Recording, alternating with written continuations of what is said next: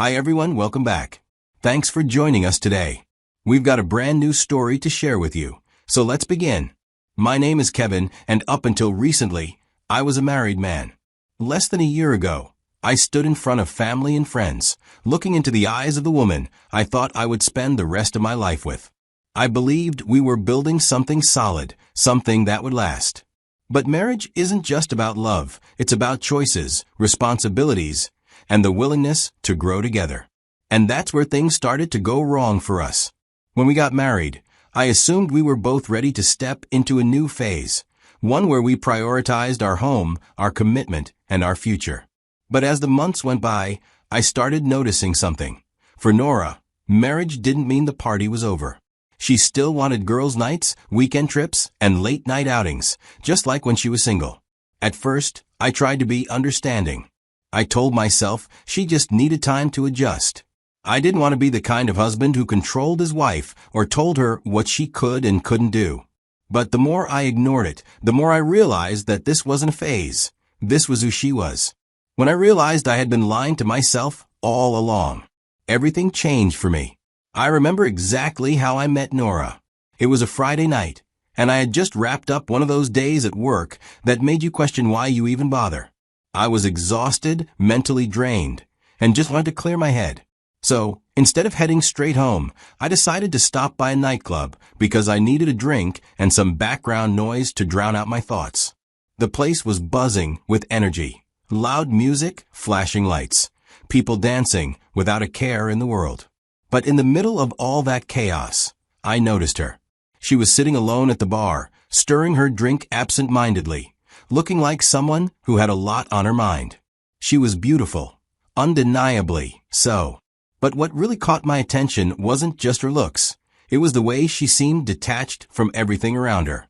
I wasn't planning to start a conversation, but something about her expression made me pause. So, I leaned in and said some random joke. I can't remember exactly what it was, but it worked. She looked up at me, and for the first time that night, she smiled. That's how it started. One joke turned into a conversation, and before I knew it, we were talking like two old friends. We talked about everything, work, life, and how sometimes you find yourself in places you don't really want to be. She told me she had come out with friends, but ended up alone when they got caught up in their own fun. She didn't seem eager to leave, though, and I didn't mind keeping her company. By the time the night was over, we had exchanged numbers. But that was it. I didn't even think much of it at the time. It was just a good conversation with someone who, for whatever reason, felt like talking. Over the next few months, we stayed in touch casually. A text here, a quick call there. Nothing too deep, just light conversations. Then one evening, I invited her over to my place. Just a casual hangout. But that's when things started shifting. One visit turned into another, and before we knew it, we were seeing each other regularly. It wasn't a love at first sight kind of thing, but we did get into a relationship. At first, everything seemed fine. But one thing I noticed early on was how much she loved being around people. She always knew someone who was hosting a party, planning a trip, or organizing a social gathering. She was a social butterfly, the kind of person who thrived on being in the mix. It was exciting at first. I didn't want to be the guy who tells a woman what she can or can't do, so I never said anything about it. I figured it was just a phase, something she would eventually grow out of, especially if things got serious between us. A year into dating, I proposed. She said yes, and 3 months later, we were married. At first, everything seemed fine. The wedding was behind us, and we had settled into what felt like a normal routine. Waking up together, eating meals together, planning our future, just regular married life. But as the months went by, I started noticing patterns. Nora wasn't adjusting to marriage the way I thought she would. She was still very much in party mode. It wasn't just an occasional night out with friends. There was always a reason to be somewhere. A birthday, a girls' night, a quick meetup that somehow turned into an entire night out. I kept thinking, okay, maybe she just needs time to adjust. I mean, she had a different lifestyle before we got married, and habits don't change overnight. I wanted to be patient. I wanted to trust that she would slow down on her own. But she didn't. Every week, there was something. She would get texts from friends about a party, and suddenly she was in front of the mirror, doing her makeup. If it wasn't a nightclub, it was a lounge. If it wasn't a lounge, it was a private gathering. And every time I asked why she needed to go, her response was always the same. It's just a casual hangout, nothing serious. The problem was, it was serious to me. We were married now. I thought we were supposed to be building something together. Our home, our future. But instead, it felt like she was still living, as if she had no responsibilities. I wasn't expecting her to turn into a completely different person overnight, but I also wasn't expecting to be married to someone who acted like a single woman. I let it slide for a while and hoped she would grow out of it on her own. One night, I finally decided to say something. She was getting dressed to go out, another girl's night. Another night where I'd be sitting at home while my wife was out drinking with her friends. So I called her and said, "You're not acting like someone who's married." She stopped what she was doing and gave me a look, like I had just insulted her. Then she got defensive. She asked me what that was supposed to mean, and before I could even explain, she started listing all the ways she had already changed for me. That she wasn't doing anything wrong, and that I needed to trust her. I didn't want to fight. We were still early in our marriage, and I didn't want to create unnecessary tension. So I let it go. And for a while, it seemed like things got better. She stopped going out as much, and I assumed everything was fine. I thought we had reached an understanding, but in reality, she had just pressed pause. And when the right moment came, she would hit play again. I just didn't know that yet. I got home one Friday night, exhausted. The week had been long, and all I wanted was to eat, take a shower, and relax. As I stepped inside, the first thing I noticed was Nora standing in front of the mirror, fixing her hair. She was already dressed in a tight-fitting dress, makeup done, and heels on. For a second, I just watched her, confused. I hadn't heard anything about plans for the night. "Where are you going?" I asked, setting my bag down. She barely glanced at me as she picked up a perfume bottle and sprayed herself. "Some of my friends are in town. We're meeting up before they leave." I felt a tightness in my chest. "Not this again." "It's late, Nora. You're going out alone." That was all it took. She turned around, eyes already blazing, like she had been waiting for me to say something. "What's the problem now?" I sighed, trying to keep my voice calm. "I don't think it's right for you to be going out like this. It's almost nighttime. You didn't even tell me about this plan, and—" She cut me off with a dry laugh. "Oh, here we go again. You just can't stand the fact that I have a life outside of this house." "That's not what I'm saying," I replied, trying to keep my frustration in check. She folded her arms. "Then what are you saying?" "Because I already stopped clubbing for you. Now I can't even see my friends when they're in town? Should I just sit here and rot?" I stared at her. It was useless because no matter how I framed it, she had already decided I was the villain. I am her husband, and she is out here acting like a single woman. In her mind, I was just trying to cage her. So I said nothing. I just watched as she picked up her purse, gave herself one last look in the mirror, and walked out the door without even saying goodbye. I sat down on the couch, rubbing my hands together. My stomach was tight, my mind restless. My head was filled with thoughts I didn't want to deal with. How did I get here? How did I end up in a marriage where my own wife acted like she was doing me a favor by staying home? I turned on the TV, hoping it would distract me. It didn't. The hours passed slowly. I checked my phone. Nothing. Midnight was approaching, and I told myself I wouldn't wait up, but my eyes stayed glued to the door. Then, just before 12 a.m., I heard the lock turn. The door opened, and there she was. Drunk. Completely out of it. She staggered as she stepped inside, struggling to take off her heels. I rushed toward her, instinct taking over. As much as I was angry, I didn't want her collapsing on the floor. I put my arm around her, guiding her toward the bedroom. She was mumbling something, half words, half laughter, but I wasn't even listening.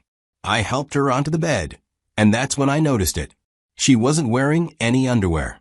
My eyes traveled lower, and that's when I saw it, a wet, sticky trail running down her thigh.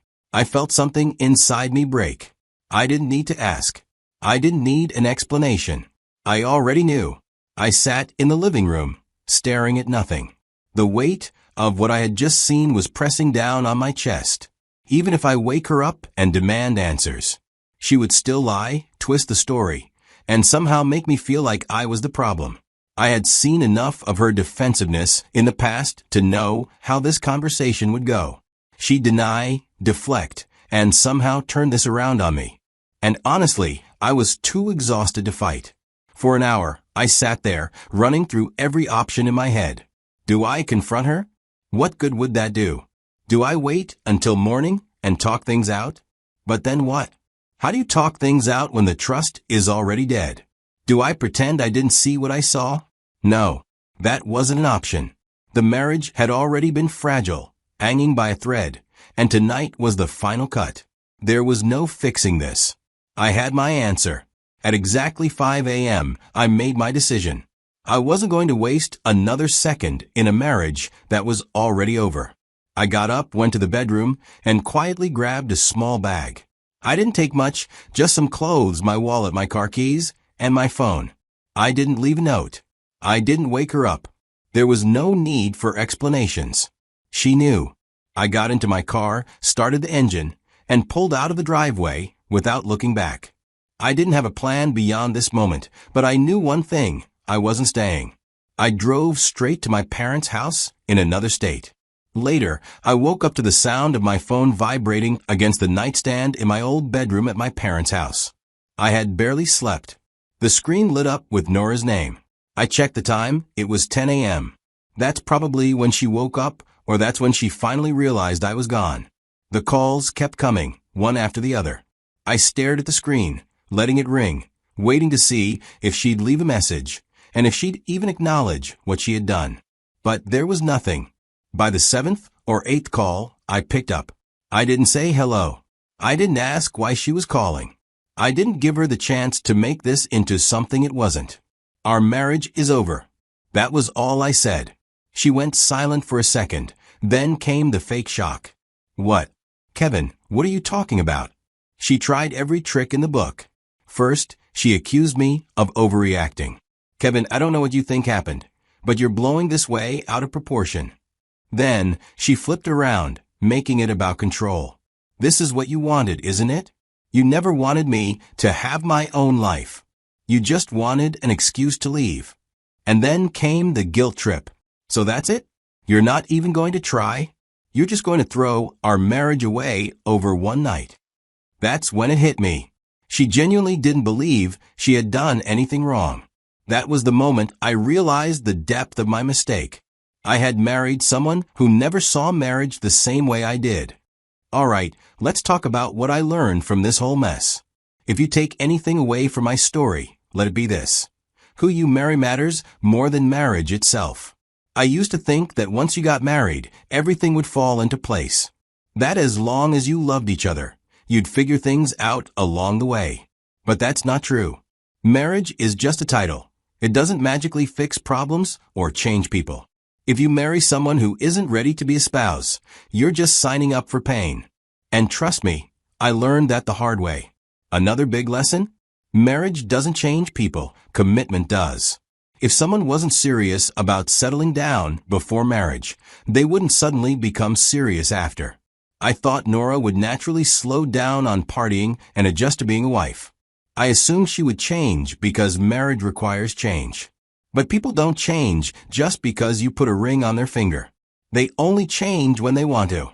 And if they don't want to, there's nothing you can do about it.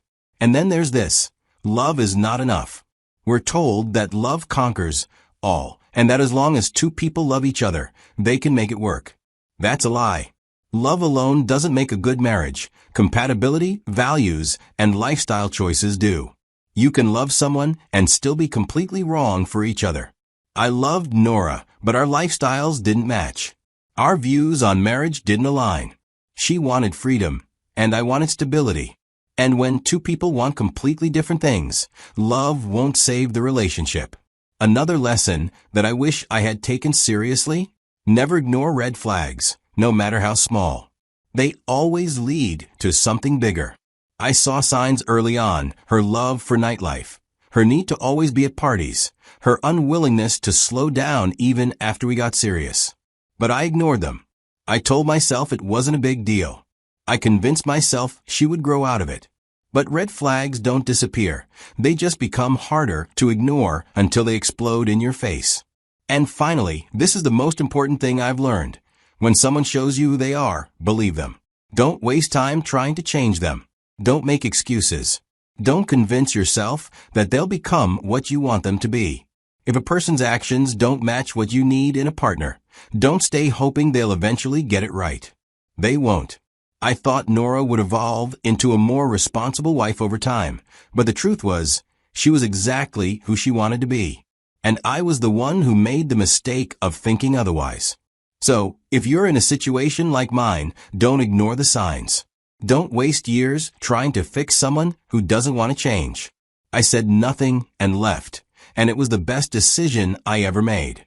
If you like this story, make sure to like the video and share it with someone who needs to hear this.